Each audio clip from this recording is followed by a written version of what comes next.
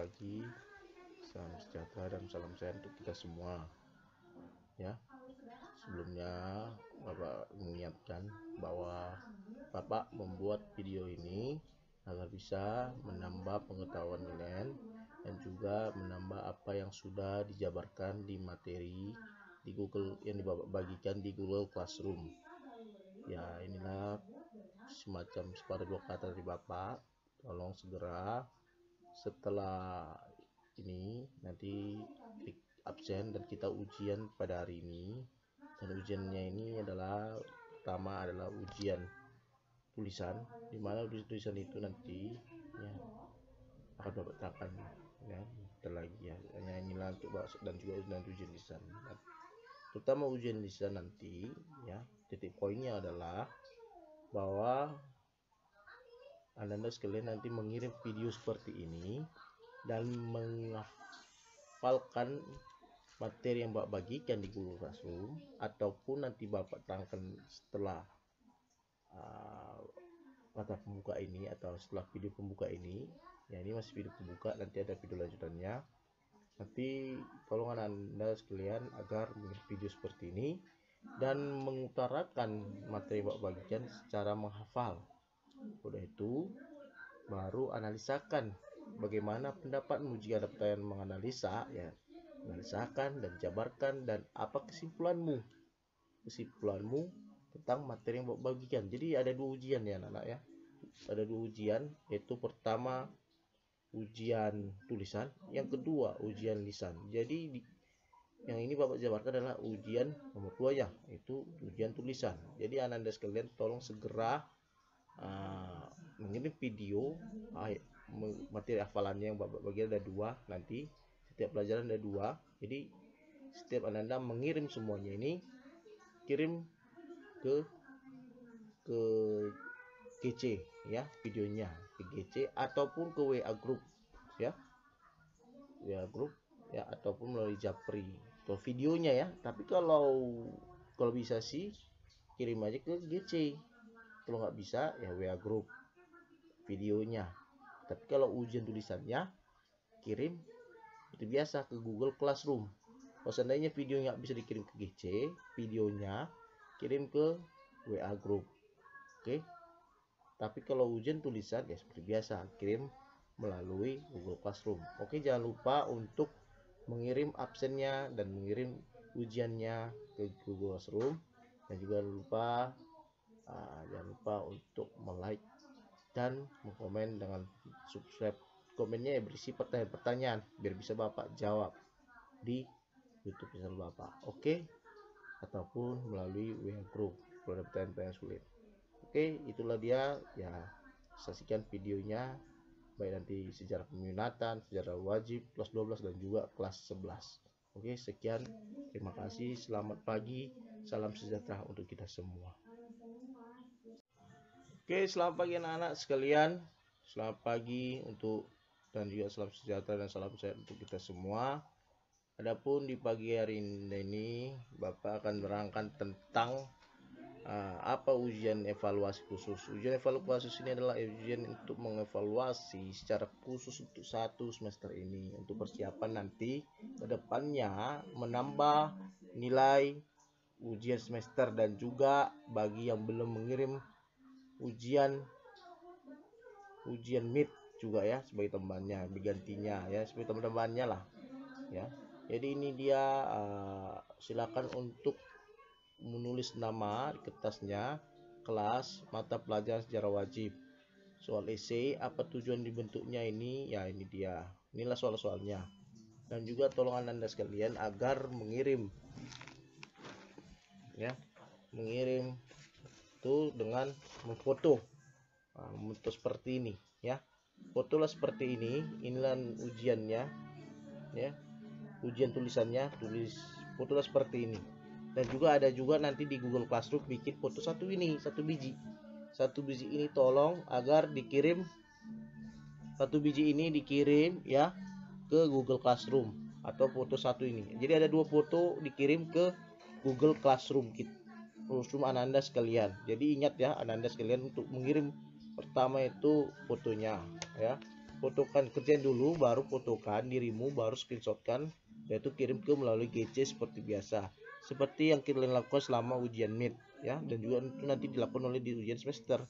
Hanya bedanya di ujian evaluasi ini tidak ada namanya kartu ujian ya, jadi itulah bedakannya ya. Jadi tolong kirimkan ya, dan juga nanti ujian tulisan ya, itulah sebuah video hafalan itu nanti bagikan setelah yang ini ya. Jadi ini dia ada 4 soal, inilah penjabarannya ya. Nanti kalau lebih lengkapnya lihat di Google Classroom masing-masing ya, di Google Classroom masing-masing. Jadi ada 4 soal ini dengan gambarnya ya, pokoknya lihatlah di Google Classroom masing-masing. Baru yang selanjutnya adalah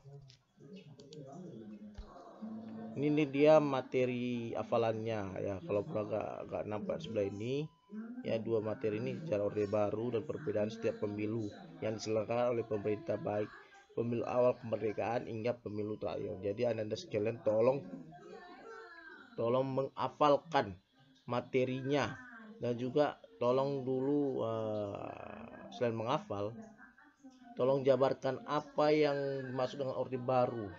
Menurut pendapatmu bagaimana pengaruhnya? Seperti pertama, sejarah orde baru dan aplikasinya, atau pengaruhnya kejatuhan orde baru dengan perkembangan era reformasi. Jadi untuk kelas sejarah wajib kelas 12 seperti inilah dia ujian lisannya. Kalian menghafal, udah itu menjabarkan di video, buatlah videonya itu. Nah, ini dia maksudnya ujian lisan ya.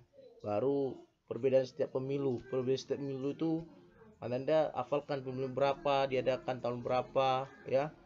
Setiap pemilu dari tahun 55 hingga nih, ada kalau tidak salah ada berapa 10 kali pemilu atau 11 kali pemilu. Jadi 11-nya itu kalian jabarkan tanggal berapa, siapa penyelenggaranya, berapa partai ya, udah itu siapa pemenang partainya ya, siapa presidennya. Nah, jadi setiap pemilu yang apa, itu perbedaannya apa ya. Selain menjabarkan juga sebutkan perbedaannya apa, dan juga pengaruhnya, pengaruh pemilu, setiap pemilu itu terhadap perekonomian sama politik pada masa diadakan pemilu tersebut, apa pengaruhnya, dan hingga sampai zaman sekarang. Jadi itulah dia mengenai ujian lisan. Jadi itulah itu buat dalam video. Oke, kalau ada lagi pertanyaan-pertanyaan lain ya silakan untuk meng-like, mengkomenkan di YouTube channel Bapak, ataupun kalau nggak sempat di WA. Ini hanya sekedar tambahan-tambahan saja videonya agar bisa lebih menjelaskan lagi secara audio dan visual, audiovisual. Secara audiovisual inilah tambahan-tambahan videonya. Tapi kalau melalui GC kan itu hanya untuk membaca. Ini untuk penambahannya saja. Oke, anak-anak sekalian. Inilah semua untuk ujian sejarah wajib kelas 12 baik IPA dan IPS. Oke, sampai sinilah dulu perjumpaan kita. Sampai jumpa. Selamat pagi menjelang siang. Salam sejahtera, salam sehat untuk kita semua.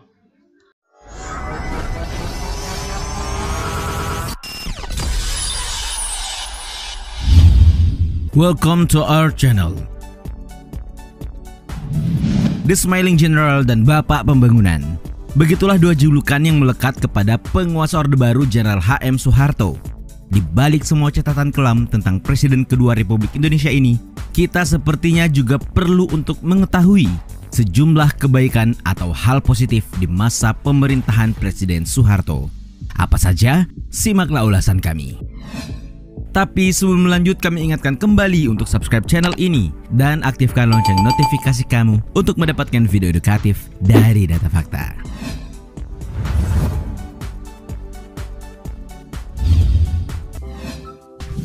Swasembada beras.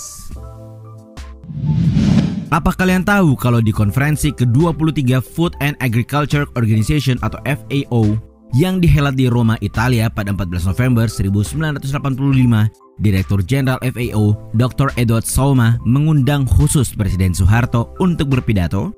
Ya, saat itu Soeharto dianggap sukses atas capaian swasembada pangan yang diraih Indonesia pada tahun 1984.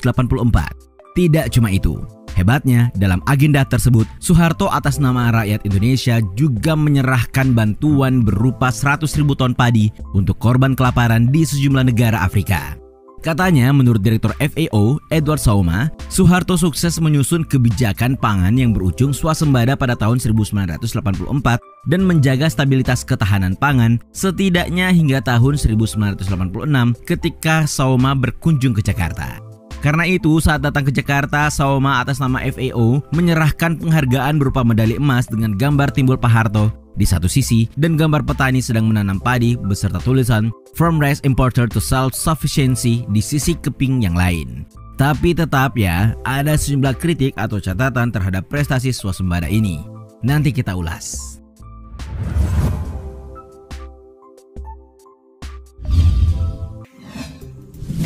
Program KB. Baby boomers dan generasi sebelum Z mungkin masih ingat dengan jargon 2 anak cukup ya. Coba sebutkan ini jargonnya siapa? Ya benar, inilah jargon Badan Kependudukan dan Keluarga Berencana Nasional atau BKKBN. Nah, BKKBN dengan jargonnya itu sukses besar di era Presiden Soeharto. Kepala BKKBN Fasli Jalal pada 19 Juli 2014 bersumber dari laman finance.detik.com menyebut data statistik BKKBN memperlihatkan kesuksesan Soeharto menjalankan program KB sejak tahun 1980. Menurut dia, tanpa program KB, BKKBN memproyeksi di tahun 2010 penduduk Indonesia mencapai 340 juta orang. Sedangkan hasil sensus terbaru menyebut populasi penduduk Indonesia tahun 2010 hanya mencapai 236,7 juta jiwa. Itu berarti Soeharto mampu memberikan kontribusi menahan 100 juta jiwa kelahiran penduduk baru. Nah, di masa presiden yang dijuluki General Smile ini, program keluarga berencana atau KB termasuk dalam 8 prioritas pemerintahan Soeharto. Kalian tahu, kabarnya program KB wajib dilakukan seluruh pejabat pemerintah, baik di pusat maupun daerah. Kalau salah satu pejabat gagal menahan lonjakan penduduk di daerahnya, konsekuensinya tidak main-main. Konsekuensinya adalah pejabat itu akan dilengsarkan dari jabatannya. Tega banget kan?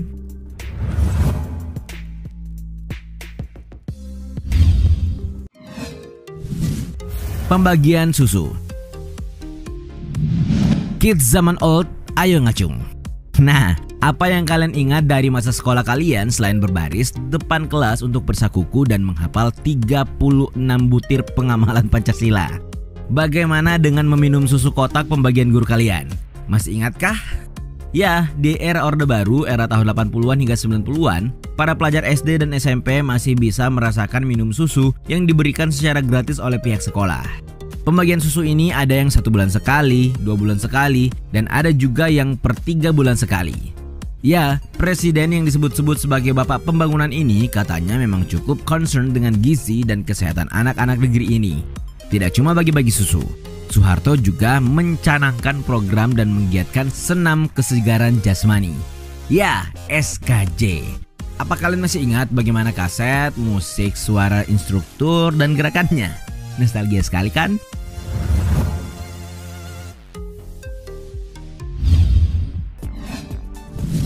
Pembangunan Perpusnas.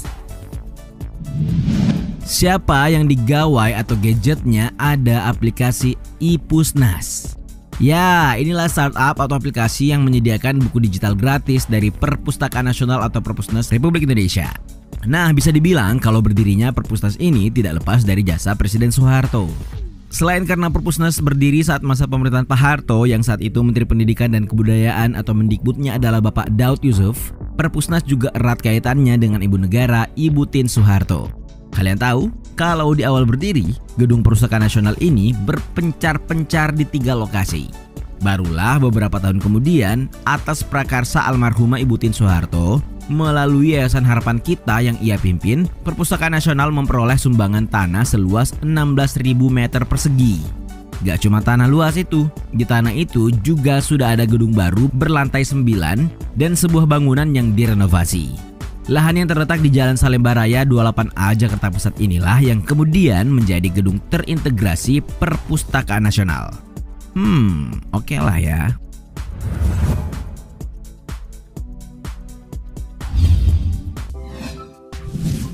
Sekolah Inpres. Siapa di antara kalian yang masuk dalam tim anak sekolah kompleks dan anak sekolah Inpres? Kalian masuk dalam tim mana? Anak 80-an dan 90-an ini pasti ingat ya dengan dikotomi tersebut. Ya, tapi kalian tahu tidak sebenarnya bagaimana sekolah Inpres itu? Ternyata sekolah Inpres atau instruksi presiden ini merupakan wujud upaya peningkatan kualitas pendidikan dasar era Soeharto dengan keluarnya instruksi presiden nomor 10 tahun 1973 tentang program bantuan pembangunan gedung SD. Katanya tujuan penerbitan kebijakan ini adalah untuk memperluas kesempatan belajar bagi anak-anak negeri, terutama di pedesaan dan bagi daerah perkotaan yang penduduknya berpenghasilan rendah. Kabarnya tahap pertama program SD Inpres ini berhasil membangun 6.000 gedung SD.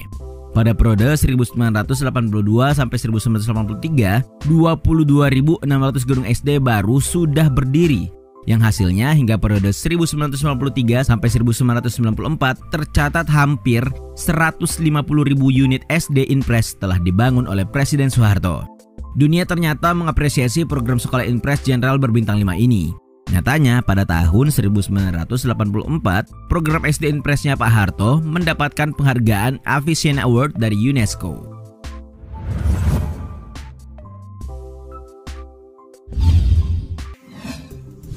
Kejar paket.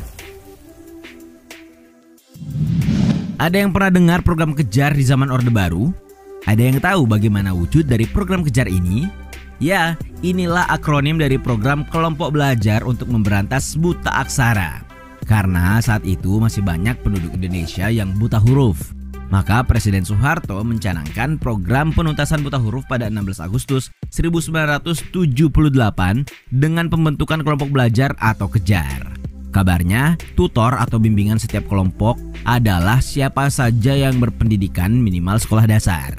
Jumlah peserta dan waktu pelaksanaan setiap kejar bersifat fleksibel. Katanya ya, keberhasilan program ini dapat dilihat pada penurunan angka penduduk buta huruf. Pada sensus 1971, dari jumlah penduduk 80 juta jiwa, Indonesia masih memiliki 39,1% penduduk usia 10 tahun ke atas yang berstatus buta huruf. Nah, pada sensus 1980, persentase itu menurun menjadi 28,8%. Hingga sensus berikut tahun 1990, angkanya terus menyusut menjadi 15,9%.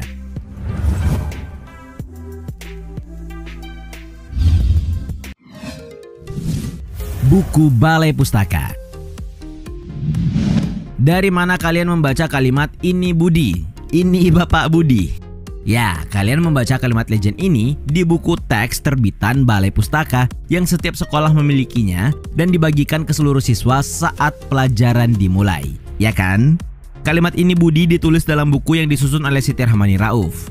Ini berkaitan erat dengan program wajib belajar atau wajar yang digalakkan oleh Presiden Soeharto dan Mendikbudnya saat itu Nugroho Noto Susanto pada 2 Mei 1984.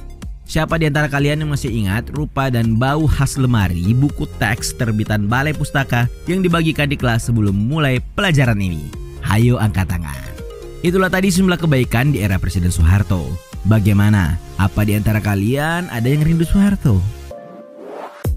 Terima kasih sudah menonton, jangan lupa like dan share. Nonton juga video-video edukatif lainnya yang sudah kami sajikan untuk kalian. Sekali lagi, jangan lupa subscribe dan tinggalkan argumenmu di kolom komentar. Sampai jumpa di video edukatif Data Fakta selanjutnya.